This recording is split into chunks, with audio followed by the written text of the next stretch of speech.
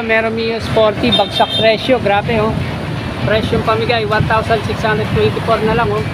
Yamaha Aerox oh, na halos bago pa no. Ayan oh, 4,580 lang oh. Yamaha Aerox Max version 2, ayan oh, 5,025 lang oh. Aerox ulit dito na blue guys oh.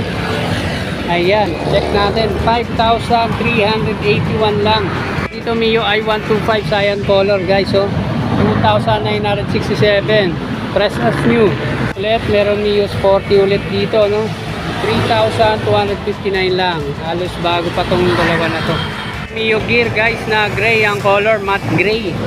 Ano, halos bago pa to, 3,685 lang. Dito Mio Sporty na black guys, matte black, 3,759 lang. Guys, welcome back again to my channel. So nandito naman tayo guys sa another moto vlog natin, na kung saan meron na naman tayo nakita ng mga magagandang klase ng mga motor na repo, mura na, may makikinis pa. So ayun guys, kung bago ka lang po sa akin channel no, baka na makalambing po sa inyo na subscribe, like, share, comment, pakihit na rin po yung notification bell para na-update ko kayo sa akin mga video. So ayun guys, ang location nga pala natin, nandito tayo 385 MacArthur Highway, Malinta, Valenzuela City. Ayan ang Yamaha guys. So dito tayo sa Malinta branch ng Yamaha Motor Trade. So tayo sa mga nagtatanong nga pala guys, yung requirements nasa description box. Pipinto na lang po doon, tapos yung ibang detalye. So ito, papakita ko lang sa inyo yung mga motor dito guys. Ito nga pala guys, medyo madalian lang yung vlog natin dito kasi magsasara na rin yung kasa. So hindi ko na masyadong mapapakita yung ibang detalye ng motor kasi baka abutan tayo ng pagsasara ng store nila no. So ayan, pakita ko lang sa inyo yung mga ano dito. Ito meron sila NMAX version 2, ayan o, silver. Ayan, meron dito, tapos banda rito guys, meron din dito na Aerox. Ayan o, Aerox na kulay blue, dalawa yan, dalawa yung nakita natin dito. Pero ito yung iba dito for pricing pa dito, Max dito, pero for pricing. So dito naman guys, ito meron din dito para sa akin, meron Gear 4, tapos L3. Ayan, meron din dito na i125 Gear. Pero yung iba dito, ayan, dito pang lang Mio Sporty o, karoon guys, Mio Gear, Mio Sporty yan, tapos dalawang Mio i125. So yun guys, magsisimula na ako, huwag natin patagalin, samahan nyo ako, let's go. First up natin, ito meron tayo nakita rito na Mio Sporty na halos bago pa no, cyan color na glossy no, black yellow ang combination ng color nito. So check natin yung price.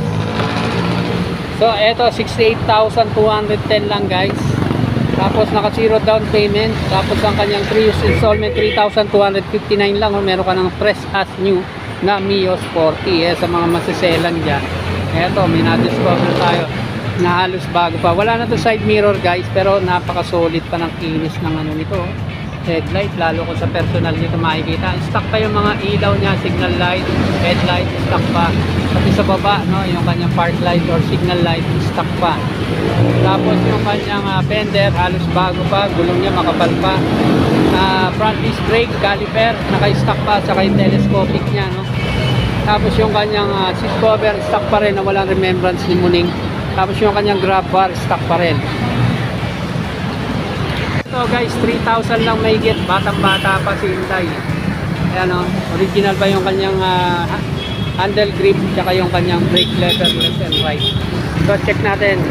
Ito yung kabuuan ng pairings niya sa right side, napaka solid pa o. Tapos may plaka na to, good news. Fender niya, stock pa rin. Tapos ayan, halos bago pa yung taillight.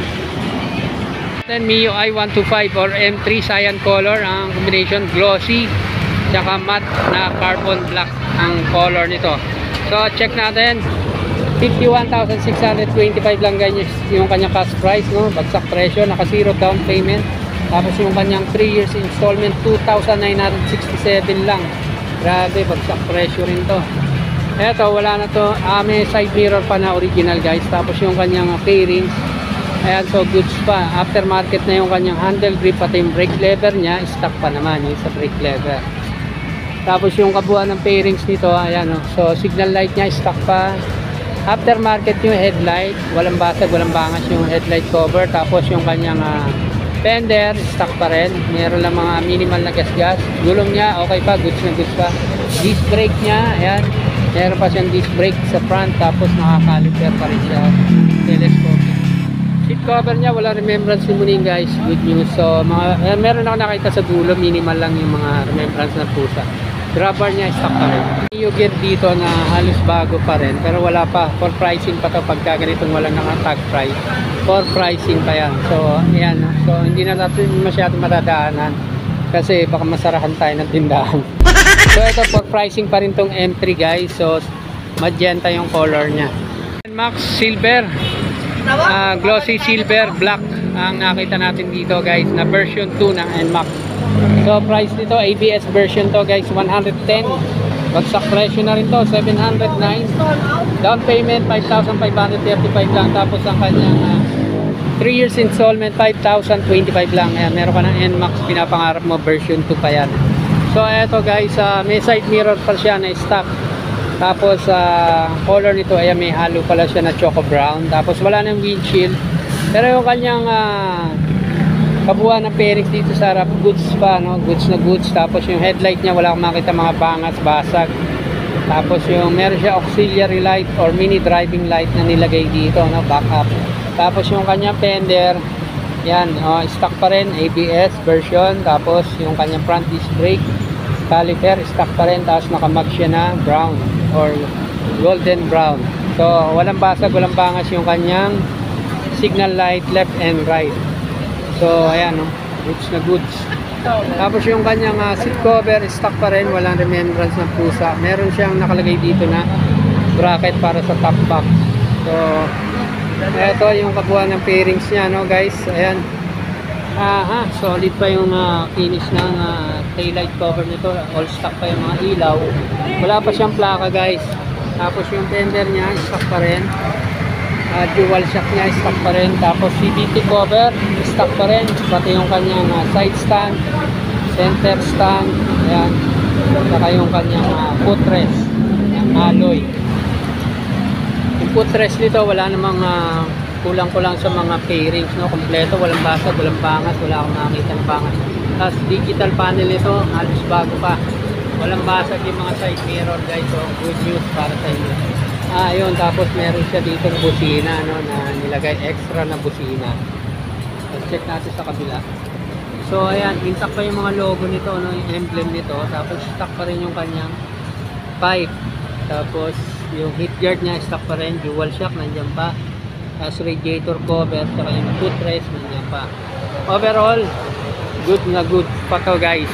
Unahan na kayo dito. Ito meron tayo nakita dito na Aerox, no, na Mio ng Yamaha. So color nito guys is glossy blue at saka black, no. So check natin yung presyo nito guys. 118,550 yung kanyang cash price, no, cash price. Kasi ang down payment niya 5,928 lang guys. Tapos kanyang 3 years installment 5,381 lang guys. So ito, wala na to side mirror guys. After market na yung kanyang handle grip. Yung kanyang brake lever stock pa naman, original pa. Tapos yung harapan nito, wala na yung windshield, no. Tapos ito, may issue lang yung basag yung yung mga signal light, saka dito yung headlight niya nang nilagyan ng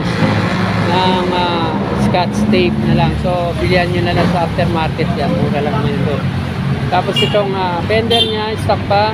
Mags, yan, naka-stock pa rin, no? Yung malapat yung gulong niya. Goods pa rin yung gulong niya. 80% to 85%. Tapos yung kanyang front disc brake, caliper stock pa rin. Tapos Yung kanyang seat cover, stock pa rin guys. Tapos wala pa itong plaka, walang bangas, walang basag yung signal light niya. Stock pa rin yung kanyang heat guard, yung kanyang pipe, yung radiator cover. Meron pa rin siyang footrest. Tapos dual shock siya na stock pa rin. CVT cover, side stand, center stand, stock pala. Tsaka yung footrest, walang basag, walang bangas. Walang kulang-kulang sa pairings dito sa footrest. Ayan o, yung gas tank niya nandiyan. Tapos solid pa yung finish ng digital panel niya. Then Yamaha Aerox ulit na blue, glossy blue, tsaka black ang combination ng color. So check natin yung price nito guys, no? So eto 100,900 na lang. Tapos kanyang down payment 5,045. Tapos 4,580 na lang guys. So yung kanya 3 years installment, 2023 model to guys. Sa 1 year pa lang siya nagagamit, no? So halos goods na goods pa to, no? Halos bago pa naman yung harapan. Tapos yung side mirror niya stock pa rin. Tapos yung windshield pa siya guys. Tapos ayan yung kanyang headlight, signal light, ayan, goods pa naman. Tapos yung kanyang blender, ayan, yung baliker, mag, carab, overall goods na goods. Seat cover, aftermarket, may remembrance na pusa. Tapos yung kanyang signal light, ayan, walang basag, walang bangas, walang bali, wala pa itong plaka guys. Stock pa yung fender, pipe niya, heat guard, stock pa rin, dual shock, radiator cover, tsaka yung kanyang footrest, stock pa rin, dual shock, tsaka yung CVT cover niya, stock pa rin, pati yung left side na footrest, side stand, yan, nakikita pa. So walang kulang sa mga pairings nito. Good news ulit, walang basag yung side mirror niya, digital panel, solid pa, 3 years. So overall, goods na goods. So ito, meron ditong NMAX na black guys, na glossy. Kaso for pricing pa to, ABS version to guys. Pero handaanan lang natin ang camera. For pricing pa, wala pa sa presyo. So ayan, walang basag naman, walang bangas.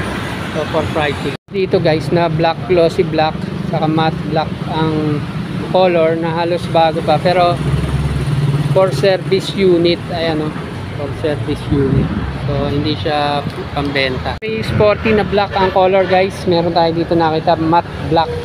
So ang price nito guys, 68,210 na lang. Tapos naka zero down payment, 3,759 yung kanyang 3 years installment. Tapos ang kanyang side mirror original pa, handle grip stock pa. Tapos yung kanyang brake lever stock pa, halos press at new. Yung kanyang headlight cover naka stock pa rin yung mga ilaw niya.